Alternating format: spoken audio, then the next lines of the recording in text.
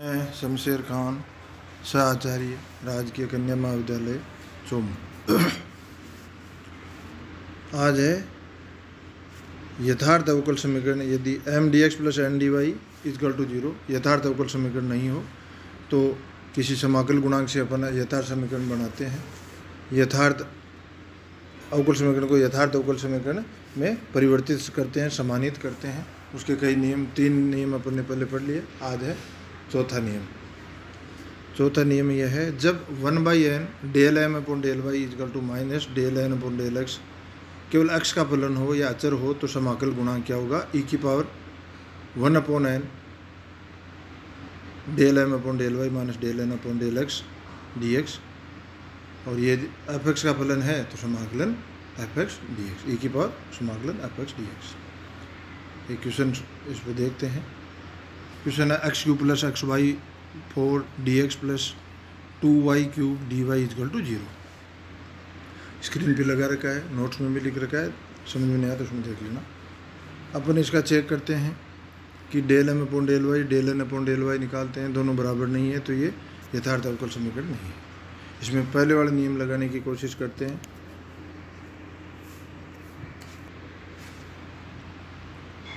Del M upon del Y और del N upon del X का मान बराबर नहीं है, ये इसका मतलब ये दी हुई इक्वेशन यथार्थ नहीं है। अब इसमें अपन पहले वाले नियम भी लगा के देखते हैं, जैसे निरीक्षण विधि है, समघात वाली विधि है, वो जो रूप दे रखा है तीसरे नियम में उस रूप का रूप देख लेते हैं। और अब इन नियमों में अपना सारा का सारा अपन ने कितनी प्रैक्टिस की है उस पर डिपेंड कराया कौन से क्वेश्चन में कौन सा नियम लगाएं। तो यहाँ अपन अब लगाते हैं चतुर्थ नियम, चौथा नियम। तो 1/n del M upon del Y minus del N upon del X, इसका मान निकालते हैं तो मान आता है 2x। तो इंटीग्रेटिंग फैक्टर हो जाएगा e की पावर 2x dx या इक्वल टू e की पावर x²। इस समाकल गुणांक से अपन दी हुई इक्वेशन को गुणा कर देते हैं। तो गुणा करते ही ये अवकल समीकरण यथार्थ हो जाती है, जिसके लिए अपन चेक करते हैं। Del M upon del Y का मान निकालते हैं, del N upon del X का मान निकालते हैं। ये दोनों मान समान है, अतः दी हुई अवकल समीकरण यथार्थ है। अब ये दो नई अवकल समीकरण समाकल गुणांक ज्ञात करने के बाद जो अवकल समीकरण अपने को मिली, ये यथार्थ अवकल समीकरण है। तो अपन यथार्थ अवकल समीकरण को हल करने की विधि से इसको हल कर लेते हैं। यह काम आपको स्वयं करना है, क्योंकि यथार्थ अवकल समीकरण हल करने की विधि आपको पहले बता रखी है। मैं उम्मीद करता हूँ आपको वो अच्छी तरह से आती होगी, आपने प्रैक्टिस भी की होगी। अब है नियम 5th, 5वां नियम। अब यदि अपनी जो अवकल समीकरण है M D X plus N D Y यथार्थ नहीं है तो वही अपन देखते हैं कि क्या इसमें निरीक्षण विधि लगेगी, क्या इसमें समघात अवकल समीकरण वाली विधि लगेगी, क्या इसमें वो विशेष रूप दे रखा है उस रूप में परिवर्तित होकर वो विधि लगेगी, या चौथी विधि लगेगी।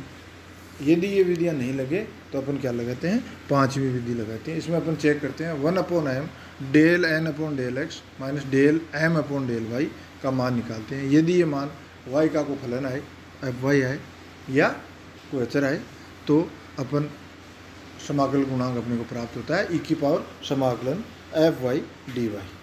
ठीक है। और दी हुई अवकल समीकरण को अपन समाकल गुणांक से गुणा करते हैं। जो नई समीकरण प्राप्त होती है वो निश्चित रूप से यथार्थ अवकल समीकरण होती है, जिसको अपन टेस्ट कर लेते हैं। अब एक प्रश्न देखते हैं, अवकल समीकरण को हल करते हैं। x² माइनस x² कोष्टक dx plus 3x² y² x² y minus 2x³ plus y² कोष्टक dy इजकल टू 0 को हल कीजिए। यह एक यथार्थ अवकल समीकरण नहीं है। क्यों नहीं है? कि del M upon del Y का मान 2xy, del N upon del X का मान 2xy² plus 2xy minus 6x² आता है।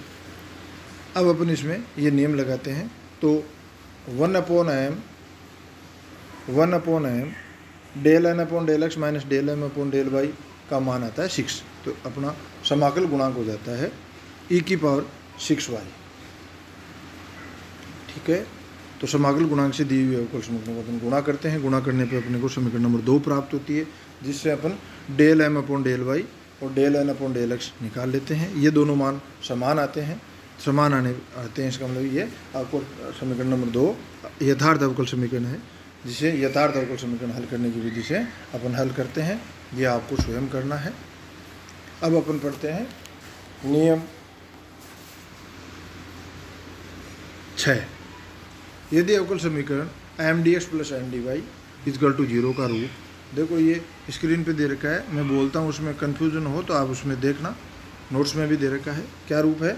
एक्स की पावर ए वाई की पावर बी कोष्टक M Y D X plus N X D Y कोष्टक बंद प्लस एक्स की पावर आर वाई की पावर एस कोष्टक P Y D X plus Q X D Y is equal to 0 हो। तो इस हों जहाँ A B M N R S P Q सब क्या है? अचर राशियाँ हैं।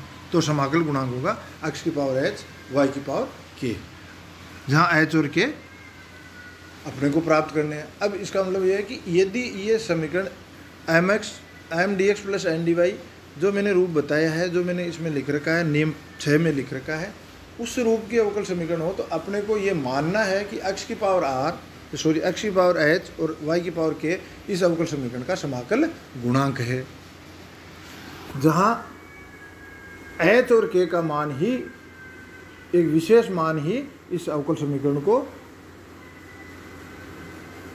समीकरण को यथार्थ बना देते हैं। तो जो ये समाकल गुणांक में एक्स की पावर एच और एक्स की पावर के है, ये अचर है, पर एक्स की पावर एच और एक्स की पावर के में एच और के का मान इस प्रकार लेते हैं कि ये जो समाकल गुणांक है दी हुई अवकल समीकरण को यथार्थ बना देते हैं। इसका मतलब क्या हो गया? दी हुई अवकल समीकरण को एक्स की पावर एच और एक्स की पावर के से गुणा करते हैं, और फिर अपन ये मान लेते हैं कि एच और के किसी विशेष मान के लिए ये यथार्थ है। ये मानते हुए अपन del M upon del Y del N upon del X का मान निकाल के बराबर रखते हैं और इसे सोल्व करते हैं और उससे एच और के का मान निकालते हैं, और ये एच और के का मान एक्स की पावर एच और वाई की पावर के में रखते हैं। तो अपने को एक समाकल गुणांक प्राप्त हो जाता है, और वो समाकल गुणांक उस अवकल समीकरण को गुणा करने के बाद क्या होता है? यथार्थ बना देता है। तो अपन एक क्वेश्चन देखते हैं। क्वेश्चन क्या है? हल कीजिए 2y dx plus 3x dy कोष्टक बंद plus 2xy कोष्टक 3y dx plus 4x dy कोष्टक बंद इक्वल टू 0। ये दिया हुआ समीकरण यदि अपन चेक करें तो ये यथार्थ नहीं है। अब इसमें क्या है कि ये 6वें नियम के रूप का समीकरण है, देखने में क्लियर दिख रहा है। इसका मतलब इसका समाकल गुणांक हुआ एच एक्स की पावर एच और वाई की पावर के। इसको दी हुई समीकरण नंबर 1 से गुणा कर देते हैं, फिर एम डी एक्स और एन डी वाई के रूप में इसे परिवर्तित कर लेते हैं, फिर del M upon del Y और del N upon del X का मान निकालते हैं। क्योंकि एच और के विशेष मान के लिए ये समीकरण यथार्थ है, अतः इनको दोनों को बराबर रखते हैं और इसे एच और के का मान निकाल लेते हैं। एच का मान 1 और के का मान आता है 2, अर्थात एक्स की पावर 1 और वाई की पावर 2 मतलब एक्स वाई स्क्वायर इसका समाकल गुणांक होगा। दी हुई अवकल समीकरण को एक्स वाई स्क्वायर से गुणा कर देते हैं। एक्स वाई स्क्वायर से गुणा करने पर अपने को समीकरण नंबर 2 प्राप्त होती है, जिसे अपन del M upon del Y का मान निकालते हैं, del N upon del X का मान निकालते हैं, दोनों बराबर आते हैं। इसका मतलब समीकरण 2 यथार्थ अवकल समीकरण है, मतलब दी हुई अवकल समीकरण यथार्थ अवकल समीकरण में परिवर्तित हो गई, जिसे हम यथार्थ अवकल समीकरण को हल करने की विधि से हल कर लेते हैं। और ये हल करना आपको आना चाहिए, आप इसे हल स्वयं करेंगे।